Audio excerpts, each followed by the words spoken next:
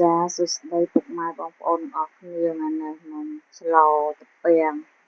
រងបានត្រពាំងមួយឆ្នាំងឥឡូវមកច្រត់ត្រពាំងខ្លួនឯងនិយាយទៅអាំងតែមានបន្លែធម្មជាតិខ្លួនឯងទិញទៅសាច់គេបងប្អូនឥឡូវមកច្រត់ត្រពាំងនេះគេហៅសៃពីងពងបងប្អូនត្រពាំងពីងពងហ្នឹងហូបអត់មានបញ្ហាអី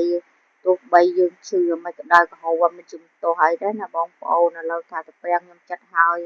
គឺត្បូងខ្ញុំដាក់ត្រពាំងដាក់ស្ករសដាក់អង្គច្បាច់វាឲ្យទន់ណាបងប្អូនទើបមកយើងដាក់ទឹកងាស់វាហើយឥឡូវថាខ្ញុំងាស់បន្លែនឹងចោលសិនឲ្យបានមកបេះបន្លែនេះណាបងប្អូនព្រោះធ្វើចឹងហូបបានហូបលឿនព្រោះម៉ោងប្រហែលបាននឹកឃើញថាស្លណាបងប្អូនហើយទៅអញ្ចឹងទៅឥឡូវមកបេះស្លឹកងប់បងប្អូនស្គាល់ស្លឹកងប់ទេស្លឹកងប់ស្លឹកឆ្ងាញ់សម្រាប់ស្លត្រពាំងណានៅចិត្តផ្ទះដុសឡើងផ្ទះបងខ្ញុំនៅជាប់គ្នាអត់បានដើរទៅផ្ទះក៏ឥឡូវបេះនៅតាមលបងឥឡូវតែនេះហើយឥឡូវស្អំយើងក៏មើលតែលាស់ខ្ចីដែរណាស្អំក៏អាចដាក់បាននិយាយទៅតែបន្លែពណ៌ខៀវបៃតងនឹងយើងចូលចិត្តយើងឲ្យតែមានយើងដាក់បងប្អូនអត់ចេះទោសឲ្យផ្លោត្រពាំងឥឡូវតែស្អំយើងបេះបានប៉ុណ្ណឹងនេះលឹកងប់ឲ្យស្អំបេះរួចហើយបងប្អូននៅបន្លែហើយត្រីខ្ញុំមានត្រីខ្ទក់មួយស្លុំសាច់ជ្រូក3ជាន់បងប្អូនឥឡូវថាទឹកថាខ្ញុំងាស់ត្រពាំងវាផុយហើយណាបានយើងជ្រុំប្រហុកណាបងប្អូនជ្រុំប្រហុកដាក់សាច់ដាក់អីទៅចង់ថាស្លត្រពាំងយូរយើងទៅច្រត់ត្រពាំងឲ្យដើររកបន្លែស្លណាបងប្អូនបន្លែពណ៌បៃតងយើងបានទៅផ្សារទិញគេនោះហើយចឹងយើងស្ល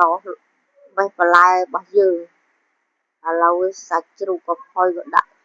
ត្រីយើងដែរឥឡូវថាឆ្អិនរួចរាល់ហើយនៅចុងក្រោយគឺបន្លែពណ៌បៃតងយើងមកពុះលើណាបងប្អូនចង់ថាត្រពាំងយើងងាស់ឲ្យផុយឲ្យសាល្មមតែដាក់បន្លែដាក់សាច់ដាក់អីហើយឥឡូវបន្លែពណ៌បៃតងយើងតែមកពុះលើណាឥឡូវថាបន្លែពុះលើឥឡូវថាយើងម្លចិត្តឆ្អិនឥឡូវមកបេះម្ទេសអាចសាប់បងប្អូននិយាយទៅផ្ទះខ្ញុំបន្លែពេលពុកមានតែពេលខ្លះយើងអត់ចង់ហូបចឹងណាឥឡូវបន្លែដាក់មកពុះហើយយើងបេះម្ទេសអាចសាត់មកទៀតបងប្អូននឹងជាតិនេះឥឡូវថាដល់ពេលដួសហូបណាបងប្អូនណាមានហូបអាចមកផ្ទះខ្ញុំបាននៅឡត្រពាំងបន្លែធម្មជាតិមកកណូឥឡូវថាដួសហើយដាក់ម្ទេសអាចសាត់ទៀតហើយញិចម្ទេសហឹលឆ្ងាញ់ណាបងប្អូនអើយតែជាតិមកជាតិណាស្លខ្លួនឯងស្អុយហុកតិចតិចបន្លែធម្មជាតិពណ៌បៃតងឆ្ងាញ់អើយឆ្ងាញ់